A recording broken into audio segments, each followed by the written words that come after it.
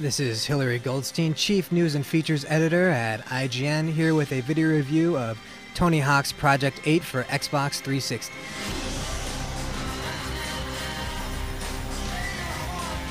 Project 8 is Neversoft's first true next-gen Tony Hawk game, built from the ground up with a brand new engine that really utilizes the physics of skating. It's a wide open world. You can have access to everything. Once it's unlocked, you can go anywhere from suburbia all the way to Fun Park and back without having to worry about any load times. You can do one massive trick around the entire level if you want. At the start of Project 8, you are ranked number 200 in the world among skaters. Your goal is to break into the top 8 and to become part of Tony Hawk's Project 8. That's what I like to hear. The game world is littered with challenges, from classic challenges to challenges where you'll need to grind a certain length on the ground or reach a certain height, and these are marked all over the world. You pretty much can't go anywhere without running into one of these challenges. And essentially, constantly skating and pulling off tricks and entering into these challenges are going to help propel you into the top 8.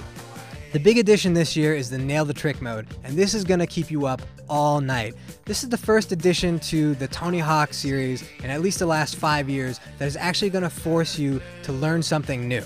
For Nail the Trick, anytime you're in the air, you can click on both thumbsticks and time slows down, the camera zooms in, and you focus on your feet and the board. The left and right analog stick become your left and right foot, respectively, and you can basically move them in any direction to kick the board left, right, do it with spins.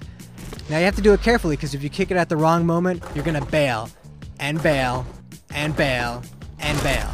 But after about that first hour of trying again and again to do something sweet, you're going to hit this perfect line where you're going to nail that trick at the very last moment, and you're going to get a big score and say to yourself, I got it. Once you've experienced Nail the Trick mode, you're going to say to yourself, man, Neversoft has finally reinvented Tony Hawk. Then you play the rest of the game and realize that they just added a new trick. Project 8's level design is a real disappointment.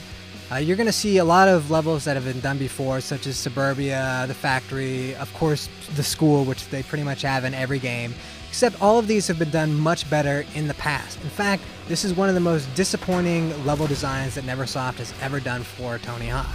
Even worse is that Neversoft went and took out all of the important create a mode features they had in the past.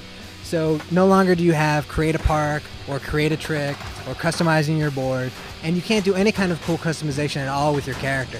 For as big as they're pushing the online of this game and the importance of sort of making the character your own, it's really sad to see that you only have a handful of choices in what your character is actually going to look like.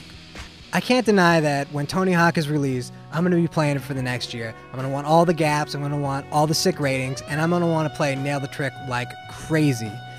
But at the same time, it is a big disappointment in terms of the level design and the lack of customization options. In order to garner truly high scores from IGN, next-gen games have to be next-gen from top to bottom. And too much of Tony Hawk's Project 8 is pretty much like every Tony Hawk game we've played forever. That said, if you enjoy Tony Hawk, you're going to enjoy Project 8. Just don't expect a revolution. This has been Hillary Goldstein. See you later!